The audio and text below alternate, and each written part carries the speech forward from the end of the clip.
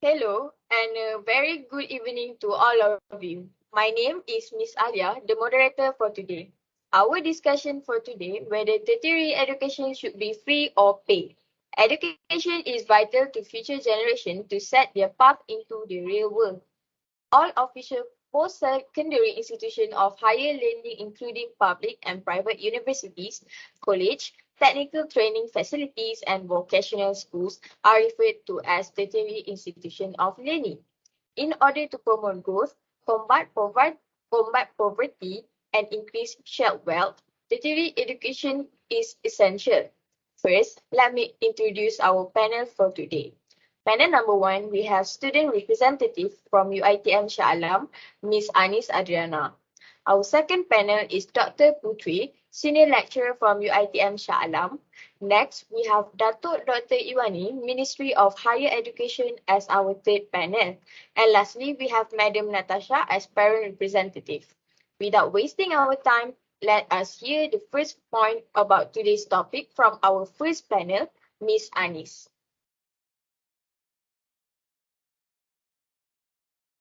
My view on this topic is tertiary education should be free due to some reasons from student point of view. Providing free education can avoid students from being saddled with high debt. In the United States, the average student's debt per person is $31,172, which shows most of the students graduate with a massive amount of debt. Over time, there is a rising in tuition prices and the cost of living. Students need to face rising costs. I agree that there are many associations and organizations that provide financial aid for students could help them, but the amount that they get cannot cover all the costs they bear. However, the additional public funding that the students get only covers the amount of tuition fees. So many lower income students spend their money on tuition and often only left a little amount to spend on other stuff. The cost of living tends to vary depending on the place. For instance, if students live near a city like Kuala Lumpur, whereas we all know that the cost of living there is high and students, particularly those with low incomes, cannot afford it. Based on the article I have read, Elizabeth Warren argues not only the public college students should be free, but also that the student debt should be cancelled. The thought of student debt on top of high living costs may discourage people from studying. On the other hand, by providing free education, students will graduate with free debt that could fast-track their savings, earnings, and spending, which helps in stimulating the economy. Thus, free education is a way to restore income inequality across generations. As a result, there is a convincing justification for the government to make higher education totally free of use. That's all. I am sorry, panel number one, Miss Anis, but I have to disagree. Students will not be able to manage their money in the future if education is free. It is true that the tuition fees are aggressively rising nowadays, but students can always apply for a loan to complete their studies. Many studies shows that students' loans are positively associated with completion of college. As a result of student loan repayment obligations, decisions made by college students with respect to loan will influence the allocation of financial allocation. I'm sorry, will influence the allocation of financial resources during their adulthood, including additional education, family formation, home ownership, and also career choice. This shows that college teach students how to make a budget to save their money. College loans are always be people's first large financial arrangement. Paying them off on time, will demonstrate that you know how to budget, a skill that will always be useful in future when buying their vehicles or houses. If the education is free, students will never and not be able to experience all of this in future. That's all from me. Thank you. All right. Next, moving on to our second panel, Dr. Putri. why do you think that education should not be free?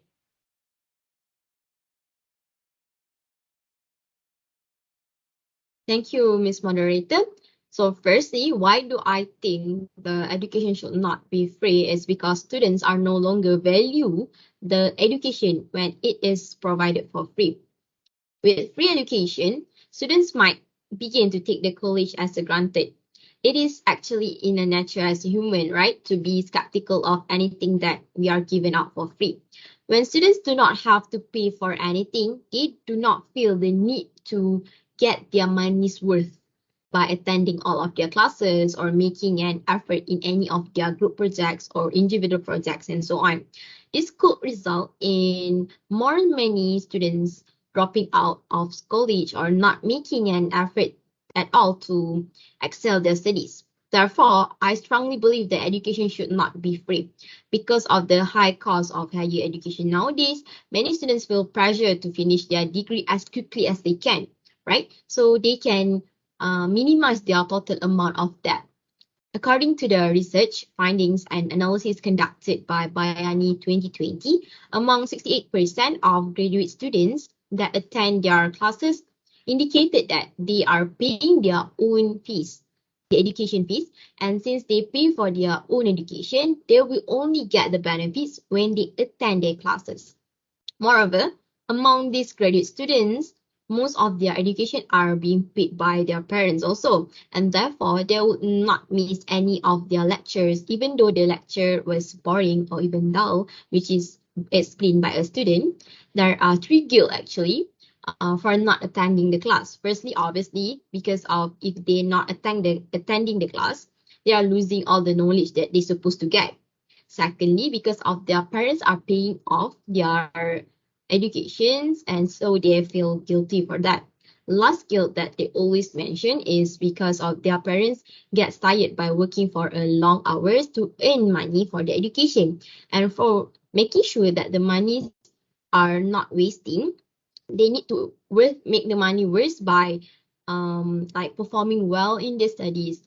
And this shows that when education is to be paid, the students are like will value their education more and strive for a better results compared to when education is provided for free. That's why I believe that in short, if the student did not have this financial strive, it is possible for them to exhibit the greater laziness and disinterest in their behavior since they did not struggle to earn any money in order to pay and receive for their academic qualifications. So I think that's all from me. Thank you. Thank you, Dr. Putri, for your opinion and view on this topic. Next, for Datuk Dr. Iwani, our third panel, can you share your stand on today's topic? Thank you, moderator. As has been mentioned by the previous panels, it cannot be denied that tertiary education is really important and necessary in everyone's life. However, I agree with Dr. Putri that education should not be free due to a few reasons. The first one is because the government does not have enough budget to cover education expenses for all students to complete their studies. According to research, Malaysia's government cut tertiary education funding drastically in 2017, where 19.23% was allocated to public universities. This shows that even when education is not free yet, the government had to reduce the funding due to the lack of budget. Thus, it will be impossible for the government to cover expenses for all students when they currently do not have enough money to the point that they have to reduce funding at the universities. Based on research, the government has the initiative to increase the education fund, but the downside of this is that the taxes will increase. This is because to implement free education, the government needs someone to carry this fund.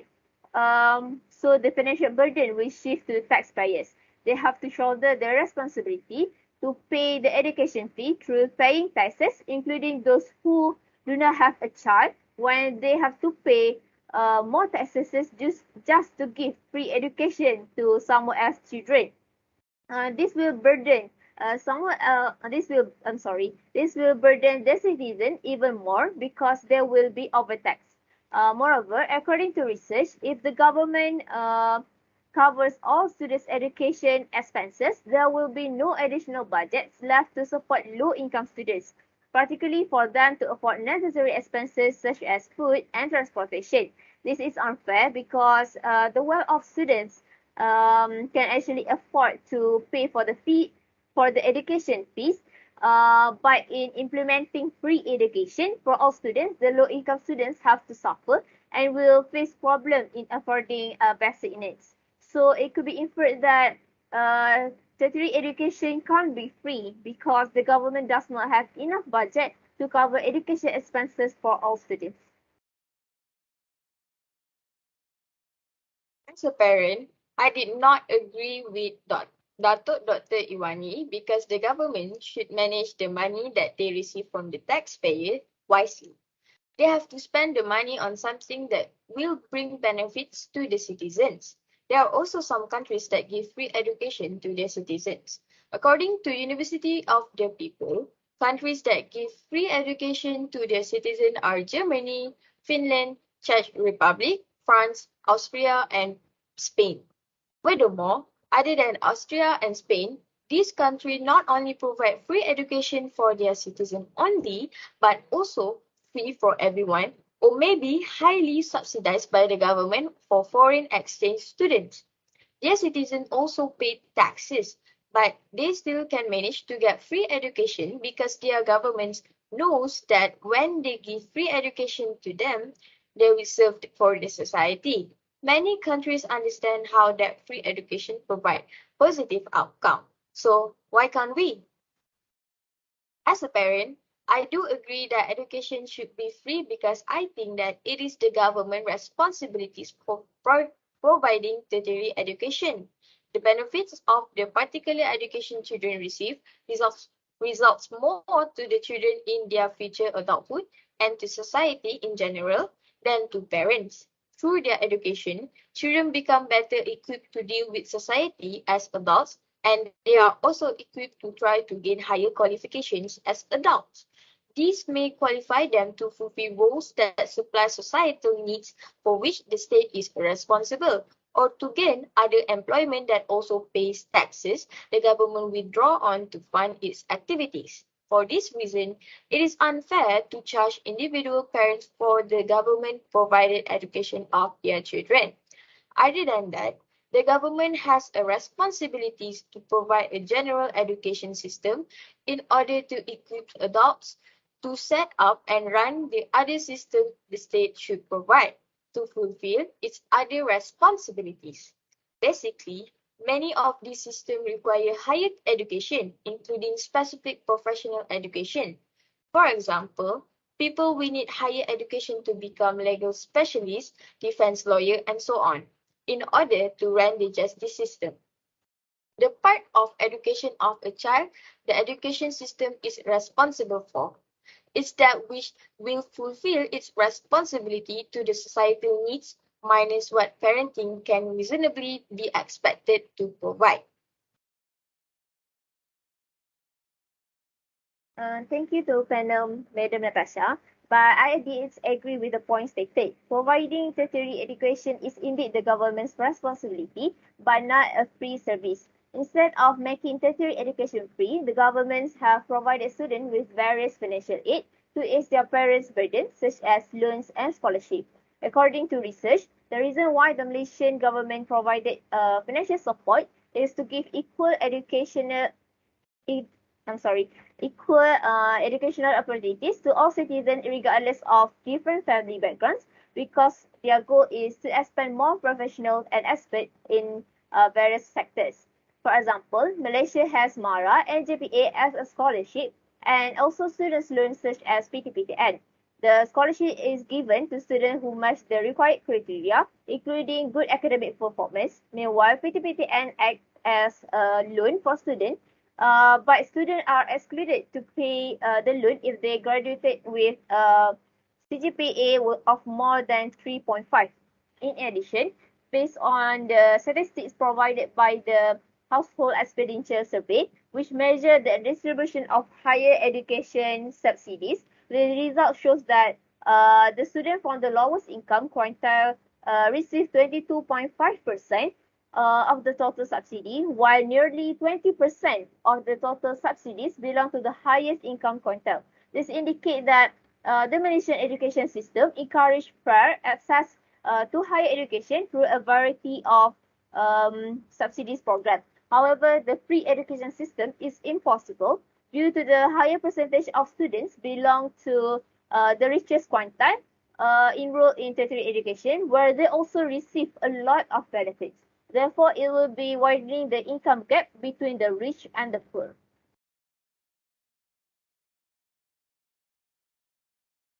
Actually, I strongly agree with panel number 4, Madam Natasha, because it is true that government should be the one who takes responsibility for providing free education to all. Free tertiary education provides equality among every level of income earner. Everyone can gain access to studies. Education is beneficial to society.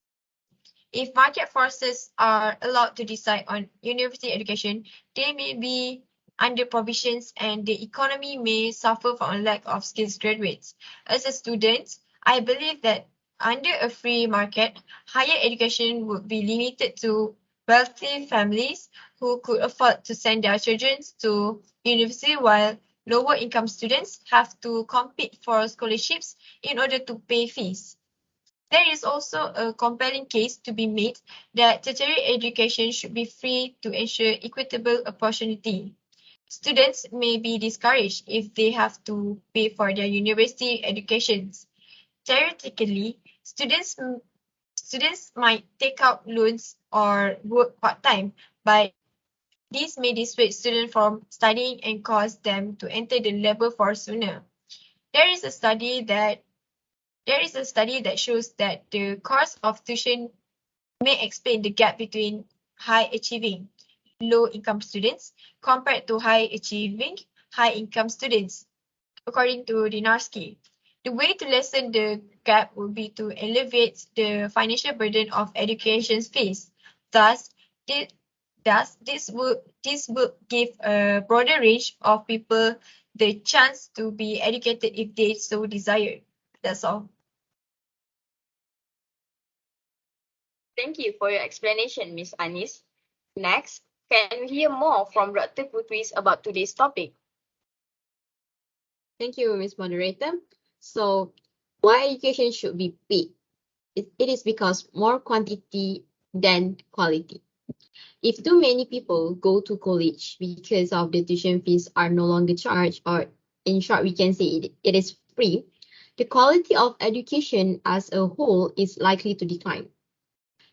Let's compare the Chile, a country with an expensive tuition fees, with the countries with free education, such as Argentina and Brazil. The gross enrollment ratios, which is known as GER, for the Chile, it's recorded that the GER is 84%, while Argentina and Brazil record with 80% and 46% each. In 2015, the graduation rates estimated at 60% for Chile, 31% for Argentina, and 51% for Brazil. With this example, we can see that the success in higher educations are not defined by the tuition fees policies. So in short, I can say that the countries with the expensive education can be more succeed compared to the country with free education. So therefore, education should be paid. That's all. Thank you. Sorry, but I have to disagree with you, Dr. Putri. The quality of a student also depends on each university and lecturer. By holding an entrance exam for eligible students to determine students' quality and academic qualifications. Other than that, looking at students' previous education level and exam result can show the quality of every student. For instance, for foundations or diploma admissions, the university can access students from their Sijil Pelajaran Malaysia results and their eligibility to take the course they apply for. In fact, a good university infrastructure also could improve their students and motivate them to be better. By introducing innovative infrastructure and technology could rise the quality of education of one university, such as digital learning. I believe most universities have traits of quality education that they need to keep.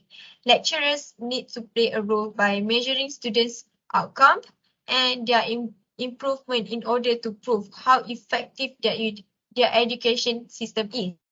Thus, quality education does not only be viewed in terms of student behavior, but also in many other aspects. That's all. All right, a great counter indeed. How about Dr. Iwani? Do you have any more opinions about today's topic? Aside from that, I agree with Dr. Putri, where education should not be free because the resources available at Malaysian University are limited. Even though currently education is not free but paid by all students, there are numerous reports regarding insufficient facilities at local universities such as learning space, residential facilities, and other supporting facilities. For instance, UiTM is unable to provide residential facilities to accommodate all students. So the majority of them have no choice but to rent their own space. And these cases do not involve free education, yet government already has issues in providing an adequate amount of facilities at every universities. Let's imagine if the government had to cover all expenses of hundreds of thousands, sorry, um, let's imagine if the government had to cover all expenses of hundreds of thousands of students and also had to provide facilities at universities in Malaysia. It will be impossible since Malaysia is a second world country which is not a highly industrialized and the economies are not as advanced compared to the first world countries, whereas some first world countries such as Finland do provide free education to students. In addition, based on research, when education is free, it will increase the population of students. And this will overstretch the little available resources to accommodate every student. For example, when there are too many students, the books available at the libraries are not enough. It will affect the student preparation for examination and learning experience negatively. This also will lead to a decline in students' academic performance and also will impact the university's reputation negatively. Thus, it could be deduced that free education is not possible because the resources available in Malaysia universities are limited. That's all from me. Lastly, as a parent, when it comes to education, it should not always depend on parents only. Not all parents who can afford to send their children to further their studies. The tuition fees are quite high and expensive, especially in private universities. Children who are born in a poor family have to find their own money and sometimes they have to lend money from a loan shark to further their studies. How about children who have lost their parents? They do not get the opportunities to further their studies as they do not have someone to depend to. According to Vanessa School's 2007, she said that it is unfair to charge children themselves for the education they receive. Moreover, parents have other responsibilities to think and provide, such as house, food, basic necessities, and more for a better life of their children. If the government pays for the tertiary education, the money that the parents allocate for their children to further their studies can be used for other necessity use, such as housing loan, car loan, basic needs, and so on. As for the conclusion, I can say that every panel have a different view on this topic, whether the education should be free or paid.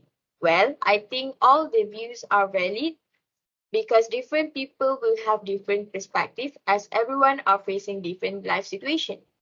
So I guess that's all for today. Thank you to all the panels for a wonderful and informative sharings about today's topic. We hope that our discussion today will be helpful and informative enough to our audience. Thank you.